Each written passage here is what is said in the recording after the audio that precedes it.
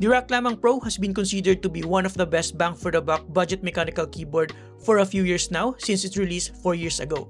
In fact, my review of it is one of the most popular not only on this channel but also on my website. And quite frankly, it's going to be hard to top that. That's probably why it took so long for Rakk Gears to release its successor, the Rakk Lam-Ang Pro Max. Yeah, the naming was definitely intentional, but does it merit the Max branding? And is it better than the OG? Let's find out. Let's get into it. For my international viewers, Rakk Gears is a local brand here in the Philippines that offers affordable gaming peripherals, so this video is targeted toward my local audience, but feel free to stick around if it piques your interest. Now, the packaging came in with the modern branding and colorway of Rakk Gears. Inside the box, we have the keyboard itself, the user manual, a wire cup and switch puller, and a braided cable. At first look and touch, the Rakk Lam-Ang Pro Max looks like any typical modern budget mechanical keyboard, especially now that the new meta is having a screen on a keyboard. The build quality is okay, made out of plastic and with a noticeable amount of flex, because unlike its predecessor, which has a steel plate, this one uses a polycarbonate plate. More on that later. It weighs roughly around 751 grams. As you can tell, this keyboard features a 10 keyless form factor like its predecessor, but instead of having a dedicated volume wheel, we have a 0.85-inch TFT screen instead. The stock keycaps look okay with the familiar black, yellow, and gray colorway with sub-legends on some of the keys.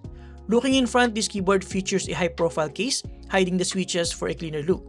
Flipping it on the side, we have a grill-type design here with RGB illumination. And then at the back side, we have the compartment for the 2.4 GHz dongle, the USB Type-C port for charging in wired mode, the switch for tri-mode connectivity, and the switch for changing between Windows and Mac OS. At the bottom, we have a rather large chrome badge, 4 flip-out stands with rubber tips, a couple of rubber feet, and a pattern with a combination of glossy and matte finish. Before I forget, we also have 3 LED indicators right here.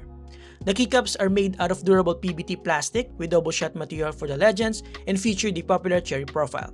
The legends are essentially permanent and will not shine easily over time.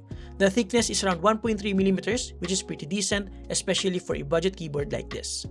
In terms of the switches, what we have here for the pre-built variant is Otemu Black. This is linear with a fairly heavy 65 grams of occlusion force. It is factory lubed but only on the legs. I find it scratchy and heavy for my liking. The stabilizers are plate mount with a fair amount of factory lube.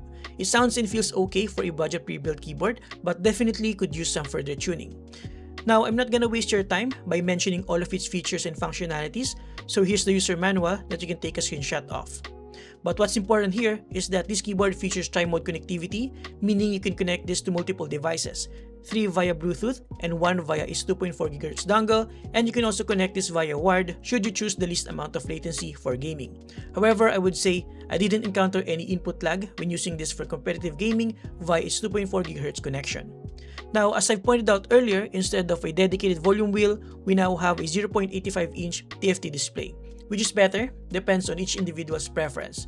Personally, I prefer a dedicated volume knob over this display, but honestly, it could have been better if Rakk Gears decided to put both. There are other budget keyboards that have both a dedicated volume knob and a display, and especially since they named this with the Max moniker, right? Anyways, the TFT display is okay. It is vibrant, sharp, and fast. You can even upload your own animated GIF. On the main display, you'll see valuable details like date and time, battery level, OS and connection mode, and others. You can also press F and press either back or forward arrow keys to switch to different functions like lighting effects, brightness, volume, language, etc. But to be perfectly honest with you, it takes more steps to change these settings compared to the regular F and key combinations that we're familiar with. Plus, it's easier to adjust the volume using Fn plus F11 or F12 than tinkering with the display. So yeah, I still prefer a dedicated volume knob over this. The per key RGB lighting and the side RGB lighting are of course customizable. It is also fairly vibrant. Now, NKRO works perfectly fine in all modes, USB, Bluetooth, and 2.4 GHz wireless connectivity. This means you can press as many keys as you want at the same time without any issues. The software is also okay, functional, and for the most part, easy to understand. You can change a key's function to a different one like another key, multimedia and Windows shortcuts, open a program or website, you get the idea. We also have the macro recordings, lighting effects, and most importantly, the customization for the TFT display wherein you can upload your own animated GIFs. If you have the time, you can tinker with this and you can even create your own animations. Sometimes it takes time to upload though, so you'll have to be patient. By the way, this is optional, but you can also update the firmware so that instead of just Bluetooth keyboard, it will show up as Lam-Ang Pro Max. Honestly, Rakk should have done this prior to release. Moving on, let's tear this keyboard apart so that you can have an idea about its construction. If you have the pre-built variant, of course, you have to remove the keycaps and switches first. But if you have the bare bones variant, all you have to do is pull the sides of the case outwards until the plastic clips snap off. Be careful, but don't be afraid. The plastic case won't break that easily. You can also use a plastic pry tool like this to easily snap off the rest of the clips. Once done, you can now easily lift the top cover off like so. Next, lift the PCB and plate combo gently so as to not damage the ribbon cable connecting the PCB to the daughter board.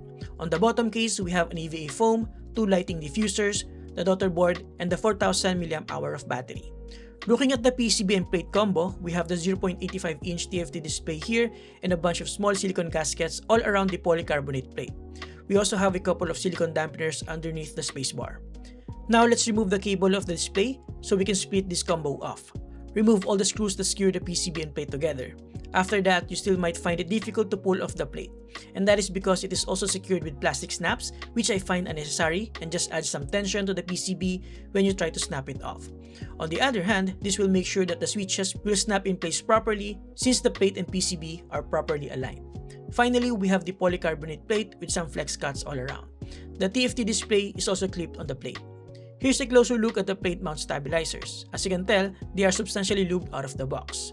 Next, we have the plate foam, the PE foam, and the PCB. The PCB also has some flex cuts and uses scale universal hot swap sockets.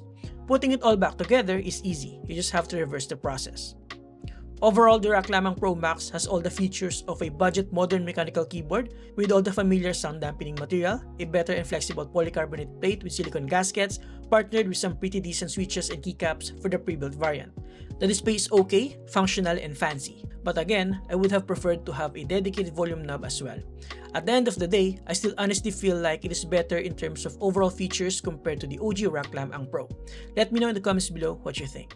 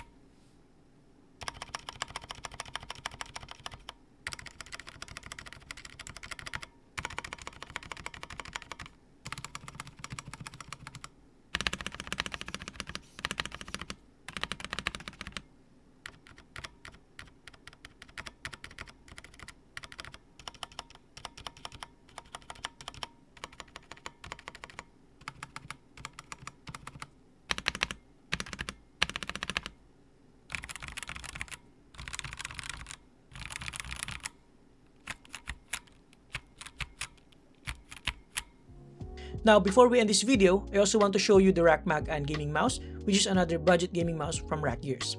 This is only priced at around 1,295 Philippine pesos. It features tri-mode connectivity with a PixArt PAW3335 sensor, a 300 mAh built-in battery, and one switches, all in a 53 grams lightweight shell.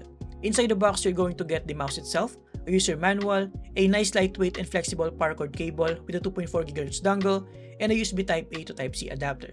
It will also be available in white soon upon restocking.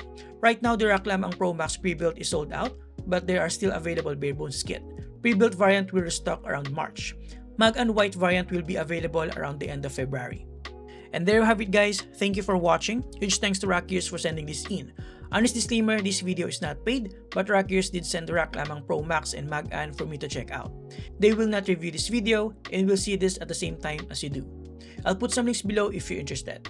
Now, if you're looking for a budget gaming monitor with outstanding image quality, check out my review of the Bezel Core 24 by clicking this.